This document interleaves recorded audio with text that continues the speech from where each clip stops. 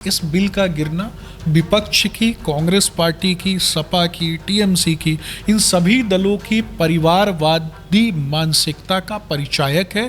Bill गिरने के बाद जिस तरीके से ये हंस रहे थे, प्रधानमंत्री जी का मजाक उड़ा रहे थे, ये भी इतना दुर्भाग्यपूर्ण है। इसी कारण से बिहार की माताओं बहनों ने जनाक्रोश रैली के माध्यम से नारी शक्ति की पूजा अर्धनारीश्वर स्वरूप में होती है। माँ सीता का नाम लिया जाता है मर्यादा पुरुषोत्तम श्री रामचंद्र जी के साथ। तो दुर्भाग्यपूर्ण है कि उस बिल को गिरवाने का काम ये टीएमसी, ममता बनर्जी मुख्यमंत्री के तौर पर आदरणीय सम्राट चौधरी जी जैसे ही मुख्यमंत्री बनते हैं, पूरे बिहार ही नहीं पूरे देश में ये गर्व का विषय है। और पूरा बिहार, चाहे आप किसी भी क्षेत्र में चले जाइए, शाहाबाद चले जाइए, सीमांचल चले जाइए, चंपारण चले जाइए, सारण चले जाइए, इन सभी क्षेत्रों में बिहार की जनता में काफ़ी उल्लास है। बिहार को अपना नया मुख्यमंत्री मिल चुका है और आपको बता दें कि 24वें मुख्यमंत्री के तौर पे सम्राट चौधरी ने शपथ ले ली है। और सीधे तौर पे सम्राट चौधरी का यही कहना है कि अब अपराधी बचेंगे नहीं, जीरो टॉलरेंस नीति होगी। और तमाम बातें सम्राट चौधरी कहते आए हैं, जब डिप्टी सीएम थे तभी भी, और अब मुख्यमंत्री बन गए हैं तभी भी उनकी बातें सीधे तौर पे यही है। आज हमारे साथ खास बातचीत करने के लिए बीजेपी के प्रवक्ता सुमित शशांक के सीधे जुड़ेंगे। सुमित जी, सबसे पहले तो आप लोगों के पहली बार बीजेपी का कोई सीएम बिहार में बना है, कैसे देख रहे हैं? देखिए, भारतीय जनता पार्टी ने सदैव अंतिम पायदान पर बैठे हुए व्यक्ति की बात की है, उनकी आंखों के सपनों की बात की है और उसको जीवंत होने की बात की है, यानी अंत्योदय के लिए काम किया है। वर्तमान में देश में एनडीए की सरकार है और बिहार में भी एनडीए की सरकार है। पूर्व मुख्यमंत्री नीतीश कुमार जी ने एक ऐसी विरासत, एक ऐसी लेगेसी आदरणीय सम्राट चौधरी जी को सौंपी, जो सब जानते हैं कि जंगल राज की वो अनंत कहानियाँ, और उससे बाहर निकलकर पूर्व मुख्यमंत्री नीतीश कुमार जी ने किस तरीके से बिहार को डेवलप करने का काम किया, अंतिम पायदान पर बैठे हुए व्यक्ति के लिए काम किया, इंफ्रास्ट्रक्चरल डेवलपमेंट के लिए काम किया, गाँव गरीब किसान मजदूरों के लिए काम किया। और आगे भी आपको मैं आश्वासन देना चाहूँगा कि मुख्यमंत्री के तौर पर आदरणीय सम्राट चौधरी जी जैसे ही मुख्यमंत्री बनते हैं, पूरे बिहार ही नहीं पूरे देश में ये गर्व का विषय है। और पूरा बिहार, चाहे आप किसी भी क्षेत्र में चले जाइए, शाहाबाद चले जाइए, सीमांचल चले जाइए, चंपारण चले जाइए, सारण चले जाइए, इन सभी क्षेत्रों में बिहार की जनता में काफ़ी उल्लास है। और एक युवा मुख्यमंत्री जो लोगों को समझता है, जो युवाओं को समझता है, जो जमीनी स्तर पे काम करता है। भारतीय जनता पार्टी के प्रदेश अध्यक्ष रहने के दौरान भी सबने देखा कि 24 घंटे के भीतर ही बिहार के कई क्षेत्रों का भ्रमण हो जाया करता था। तो निश्चित तौर पे बिहार को बहुत उम्मीद है और उस उम्मीद पर खरा उतरने का काम आदरणीय सम्राट चौधरी जी करेंगे। सवाल तो मैं पूछूंगी ही, क्योंकि जनता भी सवाल जानना चाहती है। एक ये सवाल विपक्ष का भी है, जनता का भी है, क्योंकि मोदी जी और नीतीश जी के चेहरे पे वोट मिला था। जब मुख्यमंत्री बदले, नीतीश जी राज्यसभा जा चुके हैं, राज्यसभा सांसद बन चुके हैं और सम्राट चौधरी को कमान दे दी गई है बीजेपी।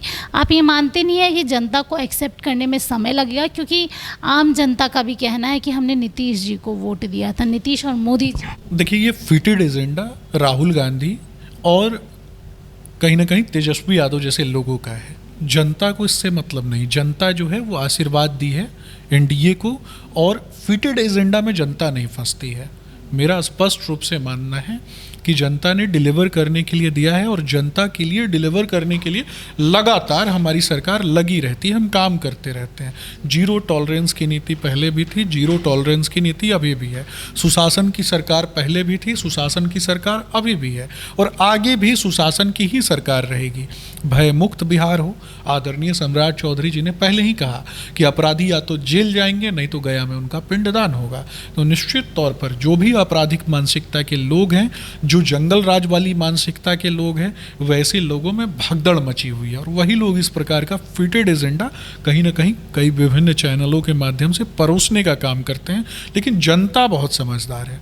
रिजर्वेशन बिल जिस तरीके से पारित नहीं हुआ और आज आप लोगों ने आक्रोश मार्च भी निकाला था, इसको कैसे? देखिए, दुर्भाग्यपूर्ण है जब देश की महिलाओं के लिए हम काम करते हैं, बात करते हैं, और सबने देखा कि 2023 में भी एक बिल लाया गया और उसको पारित करवाने का काम प्रधानमंत्री नरेंद्र मोदी जी ने किया, और आगे भी महिलाओं को अधिकार देने के लिए हम काम कर रहे थे।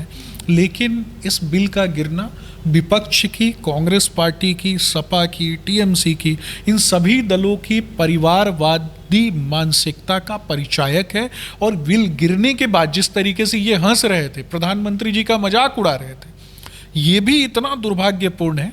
इसी कारण से बिहार की माताओं बहनों ने जनाक्रोश रैली के माध्यम से सड़क पर उतरकर लगभग 45-46 डिग्री में सड़क पे उतरकर एक बड़ा जनसमूह, लाखों की संख्या में लोगों ने दिखा दिया कि विपक्ष को जवाब देना पड़ेगा। हम उस प्रदेश में जीते हैं जहां महिलाओं की पूजा, नारी शक्ति की पूजा अर्धनारीश्वर स्वरूप में होती है। माँ सीता का नाम लिया जाता है मर्यादा पुरुषोत्तम श्री रामचंद्र जी के साथ। तो दुर्भाग्यपूर्ण है कि उस बिल को गिरवाने का काम ये टीएमसी, ममता बनर्जी और कांग्रेस पार्टी जैसे लोगों ने किया।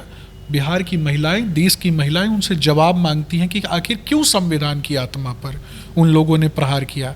बाबा साहब भीमराव अंबेडकर द्वारा निर्मित संविधान की आत्मा को निचोड़ने का काम विपक्षियों ने किया है।